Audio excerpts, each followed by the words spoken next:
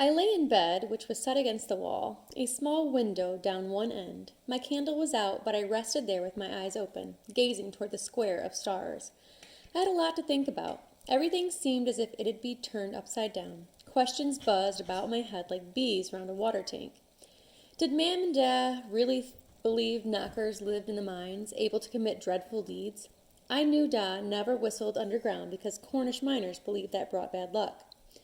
What would happen to Gilbert's father? How would the family survive until he went back to work? Lucy earned a little money cleaning houses.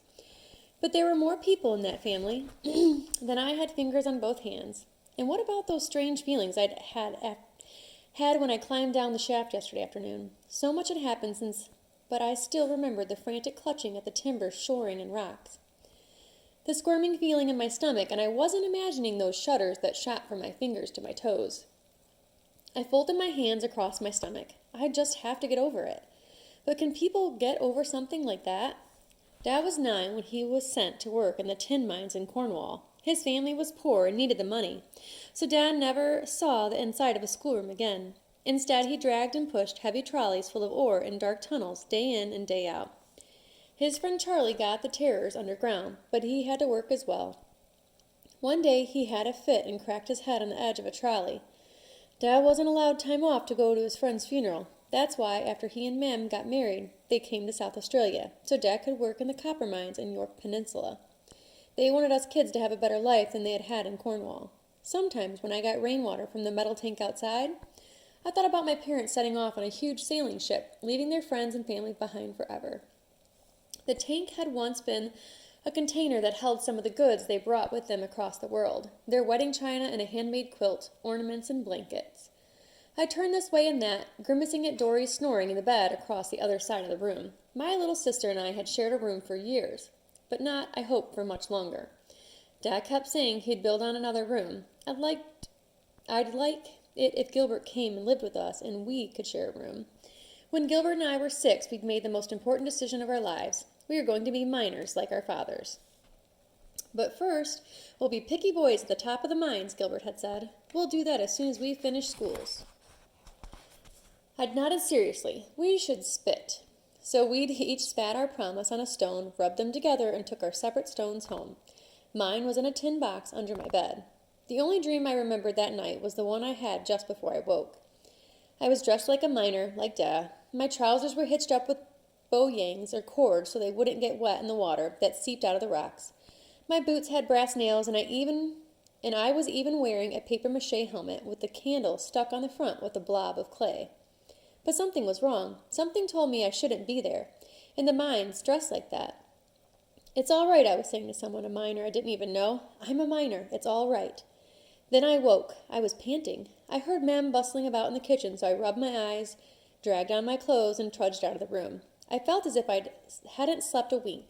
Morning, Jack. Gertie's making such a rattle-cum-skit out there. You better milk her before, quick as you can. And I need more wood before you go to school. When can I go to school, Mem? Dory appeared at the doorway, twisting her locks of hair that had been tied up in rag curls. After the Christmas holidays. Dory clapped and said, I already know my alphabet, but I'm going to write it with my proper hand, not like you, Jack. What are you talking about?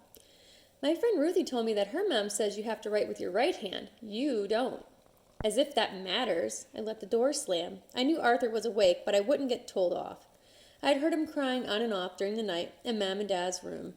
I slipped my lunchtime pasty into a cloth bag and set off to the tree. As I left, I heard Dory chanting the letters written on the rest of the pasties.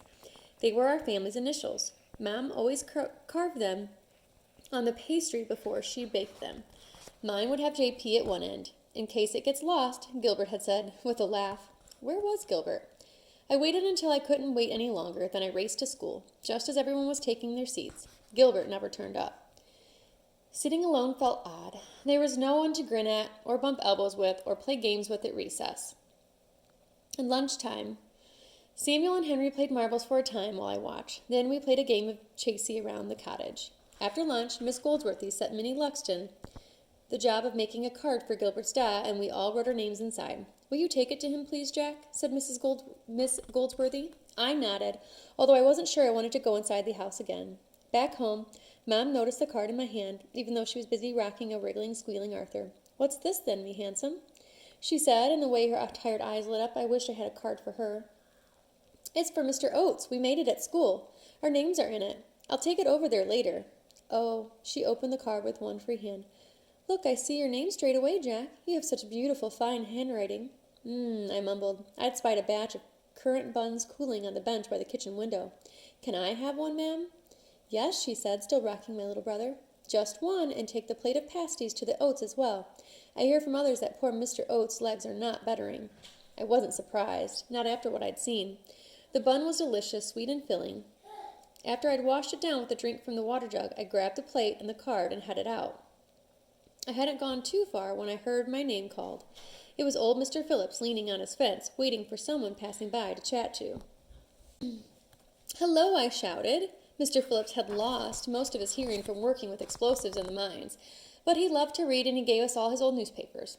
What you got there, young fella? Pasties, I yelled, for the Oates, 'cause Mr. Oates is, his leg, I know. The old miner's eyes rested on the plate. It'd be a bad thing, all right, but mining be good, honest work. You'll find that out soon enough. How did Mr. Phillips know I was going to be a miner? Or was he just guessing? I'd better go now, Mr. Phillips.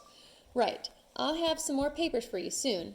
I swear there was a spot of dribble on his lower lip. Would you like one of those pasties, Mr. Phillips? Oh, that'd be kind of you, Jack. Thank you. He'd practically wolfed it down before I'd waved goodbye. The incident made me smile, but it had faded by the time I reached the Oates place. At the door, I handed the pasties and card to Lucy. How's your dad? I said. Worse, she said. He's in terrible pain. Then she told me that Gilbert wasn't home.